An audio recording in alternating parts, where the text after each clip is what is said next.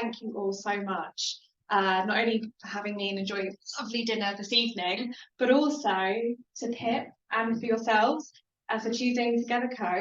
To partner with this year as well. It's just really exciting, and I feel very privileged. So thank you all, and thank you for those that can't be here tonight as well, that will be listening to this. I had a presentation, and it was starting with a video. Unfortunately, you're all going to have to just listen to me now rather than the video, but Pip will send a link to the video. It's only a 2-minute video, but I really wanted to bring the people that we're here for at Together Co into the room. So please, if you want to watch the video, a lot of it was filmed at Brighton Palace Pier at our last event as well, so you can go and get a real sense of the celebration we had there. There was over 160 people. It was incredible. Wow. So I really would be excited to see what we could all do together in the future as well. So just a very quick bit about myself as well, because obviously you haven't met me before. So I joined as the CEO of Together Co a year ago. I have spent my career in the charity sector. So I was originally a student at the University of Brighton, but I couldn't get a job in Brighton in the charity sector. So I went off to London and I got onto a graduate scheme. And through that graduate scheme, I trained to be a leader in the charity sector. And I spent quite some years running homeless hostels in London and mental health care services as well.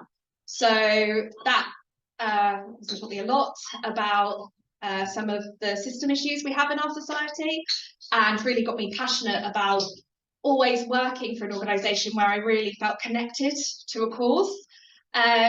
So after many years of doing that in London, I wanted to come back to the sea and back to Brighton, and I was lucky to work at Brighton Housing Trust, which I'm sure some of you heard of, and I ran mental health care homes for Brighton Housing Trust as well. And then I went to West Sussex and I spent some years there working at Turning Tides, which was Worthing Church's homeless projects, again working across West Sussex in homelessness. And then I came to the pandemic, and I thought, oh, I want to learn, I want to kind of explore things. So I went on to do a master's in positive psychology and decided to take a part-time role in another organisation called Southdown, where I was looking at how organisations can be more trauma-informed, so we can talk more about trauma and trauma awareness in our society. And I had no plans to do any more leadership roles, step down and do some learning. And then a few friends knew about my passion for connecting people and loneliness, which I'll explain about why in a minute. And they sent me the Together Co CEO job role. So I've paused my master's and applied. Well, I applied and now I've paused because I got the job. And I'm in a role that I feel hugely passionate about, because in all of my career to date, whether it's been in homelessness, in mental health, with young people, I've worked in prisons, the theme throughout is we want to belong. We want a sense of community. We want to matter. And homelessness is a situation, but people still want to belong. So often when we'd work with people, they would get the roof over, and the food, but they would still, even when they'd move on to independence, they would still go back to the same people that they felt they belonged to, because some areas of society hadn't allowed them to belong elsewhere. So there was a real theme for me all the way through, and that's why I got really passionate about loneliness. Also for me, when people think about loneliness, we think about it potentially as something as you get older, you might experience for a multitude of reasons, but actually it's something that a lot of people have and will experience.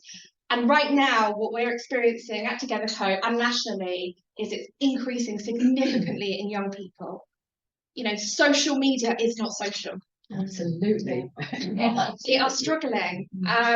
They had time locked away as young children as well. So I really want to stress that actually what we're doing it's to bring people together to help one another, but it is all ages.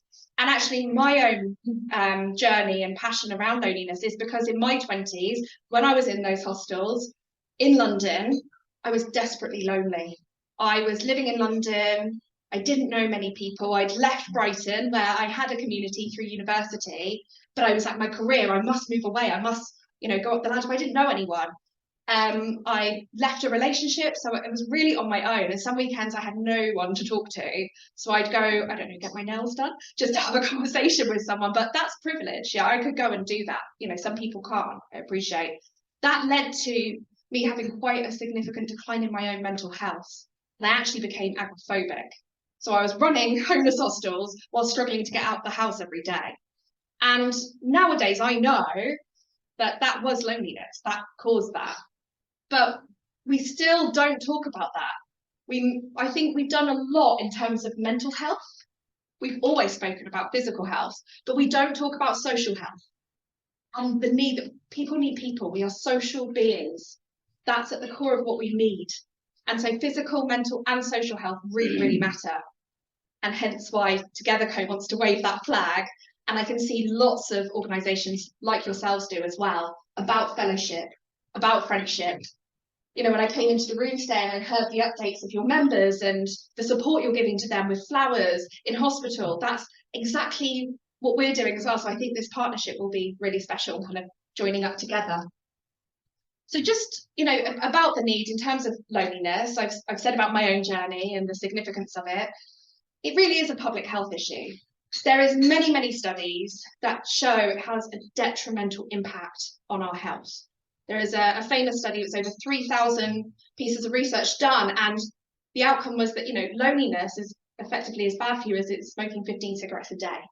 And it really, really will increase your risk of premature death as well. It's really significant. COVID-19, I dare say it anymore, but that was an experience where people felt isolation, because isolation is that objective feeling, but then may also experience loneliness. Our referrals have significantly increased for people with agoraphobia and anxiety since the pandemic, significantly. Now we have cost of living. And things we talk about as an organisation is people choosing to heat, eat, or meet. So they have to heat, they have to eat, they can't meet up. And what we try to do is make sure that that's not the case. You should not have to choose that. So we provide free socials across the city through our fundraising efforts, and places for people to go, and the friendship of befriending as well. So just a bit more of the context in terms of Brighton as well, and you maybe know this in terms of the census, that 44,000 people live alone in Brighton and Hove. So not to say that they're lonely, because you can be in a crowded room and feel lonely, but there is a lot of people that do live alone. And as I've said before, but this is a statistic shown through the research, that 29% increased risk of death amongst people who are socially isolated as well. But let's look positively about what we can do and about creating connections. So just a bit around Together Co now as well. So Together Co started 23 years ago. Some of you may have heard of it as Brighton and Hove Impetus. Yeah. So that was, we rebranded in 2019. But for 23 years it's been going, and it started as a good neighbourhood scheme. So people just coming together, like yourselves, and knocking on people's doors, believing in the kindness of each other. And that's always been the thread all the way through. So it's Together Co's got one of the longest standing befriending services in the country. We have, I think, about 442 people in the last year were supported. And we work all across Brighton and Hove, and that includes the Deans as well. And we have over 500 volunteers come and support us. Wow. It's incredible. Very, very lucky. We always need more as well. Lots and lots. The demands for our service have increased. But yeah, we are really lucky, and it just shows the goodwill of the community and wanting to connect together. We also have a programme called Social Prescribing. I don't know if people have heard social prescribing.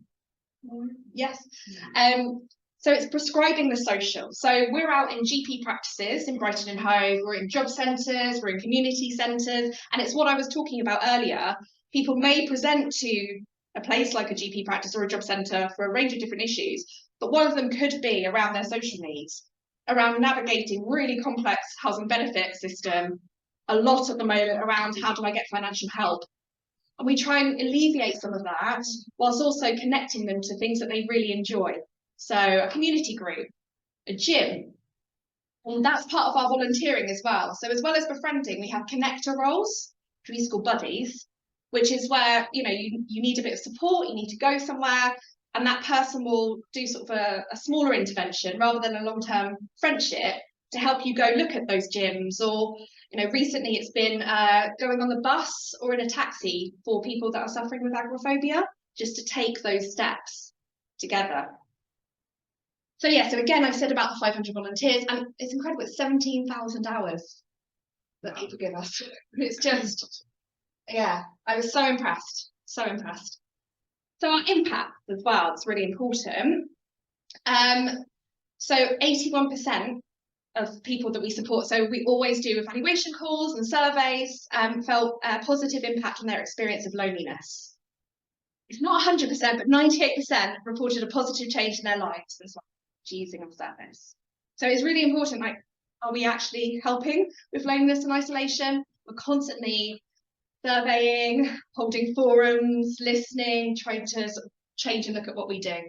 Now, I was going to show this, but there's sort of some lovely images, but maybe I can share the PowerPoint and some quotes from people. So I'll just do one. So this is Layla. So Layla has been supported by Together Co for over 10 years, but is also a volunteer now as well, because people change in what they do throughout the course of their journey with us. And she was befriended by Halima. She said, Halima brings me a lot of joy and makes me feel worthwhile. She connects me to the outside world, and I feel included in her life too. That's incredible. And now Layla also supports people. And she does that through telephone and FaceTime because of her limited mobility, but it's just wonderful, and she gives a lot to those that she befriends as well. So, our collaboration. So I really feel, in terms of what you will do and how you support people and what we do, that we could address loneliness and isolation together. And we can all then make a positive impact on our community, because I know that's what you're here to do, that's what we're here to do. So some things we could do together, and I know Pip, you've mentioned a few things. So we have partnerships at Together Co, and you are a new one, which is amazing to us. But yes, we are Brighton Palace Peers Charity of the Year. And we've already done some really sorry about that. No. So yeah, so it'd be really exciting to do some events at Brighton Palace Pier with yourselves as well. We are having, so I'll obviously send Pip some invites just so you can come and meet people if you want to as well. So we're having a befriending event at the pier to celebrate befriending in November, and that we have one of the largest befriending networks in the country, and Brighton Hove should be really proud of that. Yes, that's one. We are one of the Mayor's charities of the year, which is exciting. Lots of events will be coming up for that. We are the Grand's Charity of the Year for the 2nd year in a row. Oh, wow. We were one of the charities for the Hilton Midsummer Ball, and they are continuing their partnership with us for another year as well. So we're very lucky, and you know, we've got sort of developing partnerships across the city, because also what we're doing, just to say as well, is we're going into businesses. We're talking at chamber events, we're talking, so Legal and General, about the importance of their staff's social health as well, but also corporate volunteering opportunities. So the Grand, for instance, for the peer event, they came and served people the afternoon tea. And they did that for us at Christmas as well, so we had a big Christmas celebration at Brightham. So that was about 100 people there as well. So you'll all be welcome with an invite to our large celebrations. And what's great about those celebrations is it's people that volunteer for us, it's people that access our services, it's local business people, it's the mayor, we have council members, and we have a couple of ambassadors as well. One of our ambassadors is Dr. Mark Abraham, and he's a campaigning vet, and he's changed laws across the country around animal welfare. And he has joined up with us, and again, maybe one day as a speaker if it's of interest, but to look at loneliness and people with pets as well, to try and raise awareness of adoption and fostering, but also loneliness. We've got a programme that we call Pause to Connect, and we've been partnering with the RSPCA Brighton. We also have another ambassador who's called Gail Porter. I don't know if any of you have heard of Gail Porter. Yeah. So she's also our ambassador. Gail speaks very openly about her own mental health struggles, and at one point was sleeping on a park bench, and the loneliness that she experienced through that, and so she's become our ambassador as well. So you'll also get to meet those individuals at our events. And the final thing to say is, volunteering. Now, I know Lynn's going to connect with our volunteer lead. Yes. And you're looking at volunteer coordinator to join up. Yeah. So I think there's two ways things here. I think we have volunteering opportunities, befriending, the buddying, office, coming along to one of our events and helping serve. But also you have things you want people to come and volunteer at as well. And we have people that want to get involved, people that we support that don't want to just be given a service, want to give back as well. So I'm wondering in time, with Lynn and Asantina connecting, that we can join that up as well. So I'm going to stop now. So there's a lot of me talking at you, and thank you for your patience as well. And I just wanted to end by saying we can end loneliness and isolation in our city together. Like, I feel passionately, and this is one of our statements, in a city of over 300,000 people, no one should be alone and isolated in this city. And together we can do more. So thank you so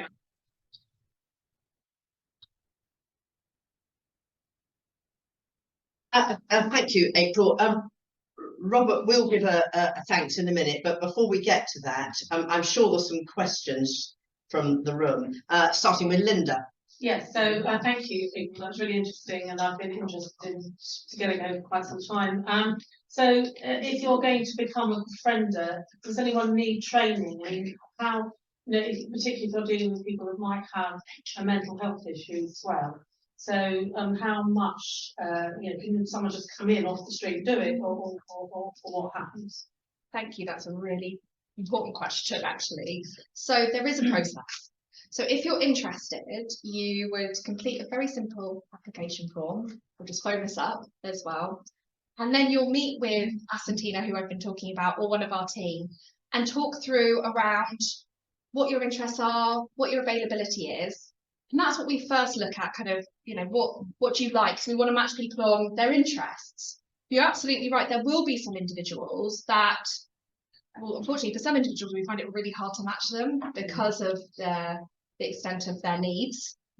So we will match based on what people feel comfortable with. That's the right term, that would be someone I want to match. Or it could be telephone befriending. But yes, then you'll say, yes, we want to sign up. And then you'll go through training. So we offer either online or in person. You go through a series of training. And then when you initially are matched, you have quite an intensive period with a coordinator. So these coordinators have worked for us for many years. They are absolutely magical at how they match people together. People that lived 3 streets away. Like the video I was going to show you, there's Shapla and Pam. So Shapla's in her 30s and Pam's 91 now, she's 91. And they live 3 streets away from each other. And they both say to this day that never did we think, well, Shapla will say, I never thought I'd have a friend that I'd call one of my best friends, someone who's in their 90s. And Pam says the same about Shapla. So it is really amazing, but there is training, there is support. When things get tough with a match, if it's not worked out, you've always got someone to come back and have a chat with as well. We also have people that have befriended for many, many years. They tend to be like a senior volunteer that can kind of check in, have a chat with. So it's a really well supported service and scheme as well. So our coordinators will always be not holding on to people, but keeping an eye. You can always come back as well. Some people go off and it's just a friendship. And that's it then. But for some, it is more difficult. And for some people, it's like, this is befriending as well. Thank you. Sally's next question. Yes, I was just wondering, I imagine that once upon a time when these organisations started, the majority of your, shall I call them clients, would have been elderly people. Yes. And I'm sure now that's not the case. I'm just wondering roughly what sort of proportion, how do the age groups factor out? Yeah. Again, really important question. I think for befriending, it is still about 60% would be over 65. Yeah. But that's still, there is a younger individuals, a lot of people who are younger who have got a level of neurodiversity that maybe struggle with sort of social connection with individuals.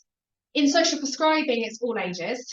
So it's 18 to any age, but definitely befriending, it still is, I would say that 60% is older.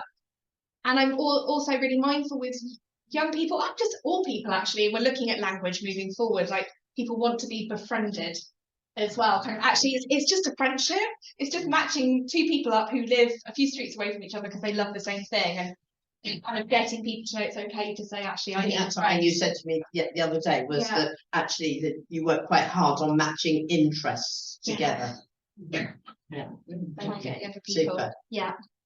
Lynn. Well, I can give you an example of that. When I was young, I did social work, and there was a cantankerous old lady that none of the people who volunteered wanted to go and see because she was so rude and so horrible. Anyway, I went along, and I just saw her. I said, "Why are you standing in fourth position?" She went, "What do you mean? What are you talking about?" I said, "You're standing in the fourth position in ballet." She went, "What do you know about ballet?" I said, "Well, I study ballet." Well, after that, she thought she was a tiller girl in whatever. She wouldn't have anybody else call on her. It was just that small connection that made her open up, and was, I was like the best thing since sliced bread. But it's just something you just find out that you connect, and then it's like, oh, you're the best friend. So it can be something so very simple. Any other questions, Michelle? Hey, well, I used to be a befriender for, what was the name of the care scheme? So it was with Sean Podesta. Yeah, he left in 2019, he retired. Okay. He's still a volunteer. Yeah, so I used to meet a lady called Joyce, who was in Elizabeth Court. She was 85 when we first got together, and I used to see her once, twice a week, and we'd take my dogs to see her, and it was just the highlight of the week to see the dogs. She adored them, and she used to look after them. We had one that was a bit nervous, and if we went out in town, she would babysit the dog. All right. Because it had separation anxiety. And it was a fantastic scheme. So we were together for about 8 years until she died when she was 93. But I organised her funeral and emptied her flat and everything. But yeah, fantastic scheme. And thank you. And that's just amazing that what you did, and that's it. It's that friendship, isn't it? It just becomes, and it's to have someone there at the end. That's really important. I mean, it really, when I went round and was listening to some of the stories and the impact, it really does, I think one person was telling me, and I was actually welling up, the person that they'd gone to support for a long time, when they started to see them weekly, couldn't talk very well because they don't use their vocal cords, because they don't talk to another human being. I'm like, how is that happening? It's sitting, and they were the only person other than their solicitor that were at their funeral. But at least they had someone, but that's what matters. And yeah, so it's just incredible what our volunteers do, honestly. Absolutely amazing. So, Aaron. I'm sure that a proportion of the people you help don't know how to look for help. And so I'm just wondering what proportion of the people you help have been introduced to you from a distance. When I say that, I mean they don't approach you, but somebody's noticed something. What proportion of people come to you that way? Don't know the exact proportion. But it does happen. Oh yes. See, we sometimes will get referrals from social care for someone who goes to a church facility, and I've been talking, I just need some advice, and then we have to it's family members as well that are kind of struggling, carers that need extra support. Okay. So yes, absolutely, it does happen. Thank you. Yes. Any other questions? In that case, it's over to Robert. Thank you. Just coming down this way. Yes, so that if you could stand so that you can see the camera, please, Robert. First of all, I'd like to thank April for coming along and talking to us this evening. And I think, first of all, to have the courage to share your own personal journey and to tell us your story, because I think that gave a perfect sort of introduction into the work of the charity. And I know through other connections that how the work of the charity is needed in the city. And in thanking you, I'd also like to ask a question, if I may, and that is the development of relationships with other charities who deal with loneliness as part of their work. So, for example, and I declare an interest in this. For example, a charity like Rise, because of the loneliness that can occur within an abusive relationship for people, maybe hospitals as well. Do you have connections in that area, and are developing those? Yes, thank you. So, firstly, with Rise, Mayor's charity. So, with Rise, RSPCA Brighton, but always looking at partnerships. We have some partnerships where we do things through social prescribing and befriending already. So, I'll just do a couple of examples. I appreciate time. So, we've partnered with Sussex Interpreting Services. And so then we gave all of our resources and the support they needed to set up befriending for people who don't have English as their first language, so that they can have, instead of just an interpreter, friendship as well. Also with Switchboard. So we've got, they've been developing befriending by and for in their communities as well.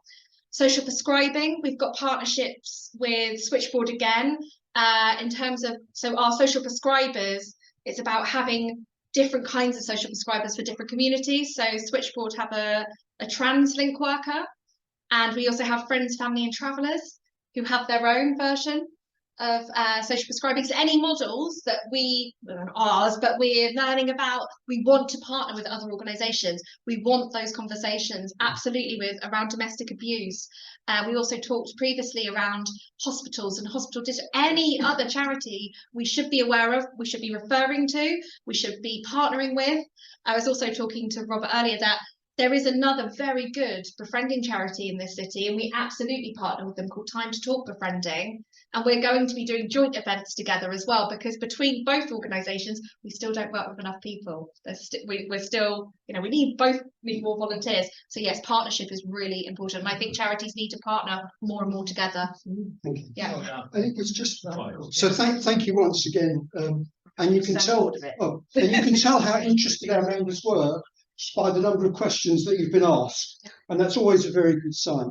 But we really do appreciate you coming along. And I'm sure that the relationship between the club, through Pip's presidency and Lynn's work, etc., will see us working together and to mutual benefit, and to look at an area that is often, I suppose, hidden.